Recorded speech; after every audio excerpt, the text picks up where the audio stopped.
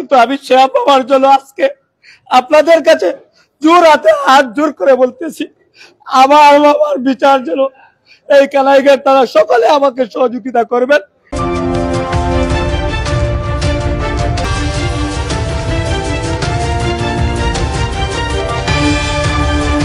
আমার ভাই একজন ব্যবসায়ী মানুষ, এলাকার পরিচিত ব্যবসায়ী, বালু পাথর ইট এগুলা ব্যবসা করে।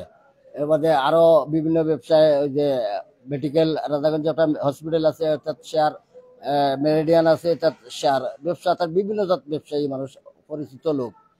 এই ব্যবসা নিয়ে মনে করে কিছু একটা ইয়ে আছে, এখন মানুষের লোকের ফিকশন আছে। এই ফিকশনে এই ব্যবসার মাল আজকে এটা বালু না পাথর এটা আমি বলতে পারতাম না আর কি, আমি দেখছি না, আমি তো ওরে মেডিকেলে পাইছি। বালু অথবা পাথর হোক, বালু অথবা পাথর এগুলা আনলোড করে ওই যে আমাদের গ্রামের আশিকের মিলের সামনে, আশিকের মিল এবং একটা বিল্ডিং এর নাম আছে বসরের বিল্ডিং বলে আমাদের গ্রামে, এই বসরের বিল্ডিং আর আশিকের মিলের সামনে ওখানে বালু বা পাথর আনলোড করে। তার ড্রাইভারও আছে ইয়ের, আর তার ইয়ে আছে, লেবার আছে, আনলোডের লেবার হল আছে, আনলোডের লেবার হল আছে। এগুলা থইয়া ওখানে 2-3 জন 5 জন মানুষ শুনতে পারলাম আর কি। এখন 5 জন মানুষ হইয়া ওরে এলো ফাড়াইয়া মারিয়া ফালাইয়া গেছে কি। এরপরে রক্ত গ্রহণ হইয়া হসপিটাল আইতে মারা গেছে, রাস্তায় মারা।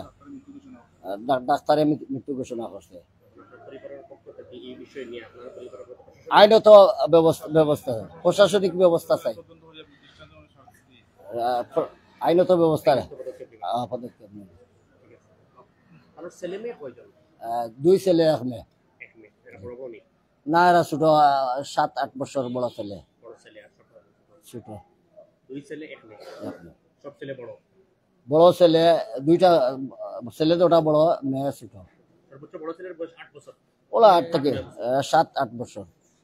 আমার ঘরে 1 ঘন্টা আগে আমি আমাদের ডাক্কার বাজার নামে একটা বাজার পরিচিত, এখানে আমি ছিলাম। তো এখান থেকে যাওয়ার সময় আমি আমার মামার যে 2-3 জন সাথে একটু আগেরই একটা সমস্যা ছিল। এটা অবশ্যই আমাদের অনেক মানুষ ব্যবসায়ী হিসাবে, আরেকজন ব্যবসায়ীর সাথে ওনার একটা সমস্যা ছিল। তো পাশাপাশি আমি যাওয়ার সময় ওনাকে দেখছিলাম। তো আমি আমার এই ডাক্কার বাজার থেকে যাওয়ার সময় পাশাপাশি আমার যে সময় রুমে যাওয়ার সময় কয়েকটা লোক বলছিল যে এখানে তোমার মামাকে মারধর করতেছে।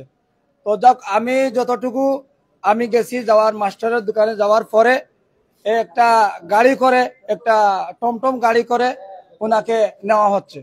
তো যাক, আমি সাথে সাথে এখানে রাজাগঞ্জ বাজার যাওয়ার পরে আপনার অ্যাম্বুলেন্সের সাথে ওই তোলার আগ মুহূর্ত উনি আমার পাশেই ছিলেন, অনেকে লাইভ করেছেন, দেখেছেন। তো পাশাপাশি সবাই এখানে বলছে, 2-3 জন লোক বলছে যে এখানে কয়েকজনে ওনাকে মারধর করছে। তাহলে এখানে ঝামেলার সাথে সাথে আমরা তো জিজ্ঞাসা করতে পারি নাই, কিন্তু একটা জিনিস পানির মতো সত্য, যে সময় উনি অ্যাম্বুলেন্সে ছিলেন এই সময় কিন্তু আমার আপন মামু হিসাবে আমার মাথায় কাজ করতেছে না। এরপরে অ্যাম্বুলেন্সের ভিতরে লাইটেরও ব্যবস্থা ছিল না। আমি কিছু ভিডিও করেছি এখানে, কিন্তু আওয়াজ আসছে না, যেহেতু আমার মাথায় কাজ করতেছে না। তো পাশাপাশি আমার মামাকে আমি গাড়িতে কিছু জিজ্ঞাসা করেছিলাম, তো কয়েকজনের নাম আমাকে বলা হয়েছে। আমি এই বিষয়টা এখন লাইভের মাধ্যমে বলতে চাই না। কেন বলতে চাই না?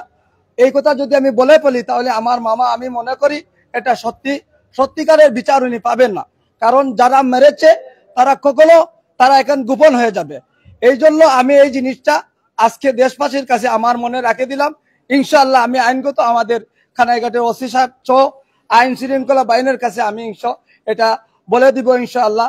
আর এখন আমি আমার মামা সহিচ্ছা এই কথাটা আমাকে বলেছেন, যেহেতু আমার এই সময় মাথায় কাজ করছিল না, আমার কান্দাকুটি করতেছিলাম, আমার মামা সহ আমার মৌলানা বাহার সাহেব সহ এখানে আমরা অনেক লোক ছিলাম, অনেক মানুষ ছিলাম, আমরা এখানে কান্দাকুটি ছিল, ব্যস্ত ছিলাম। আমাদের এখানে মাথায় কাজ করে নাই যে এটা লাইভ করব কি, এই কোনো ব্যবস্থা ছিল না।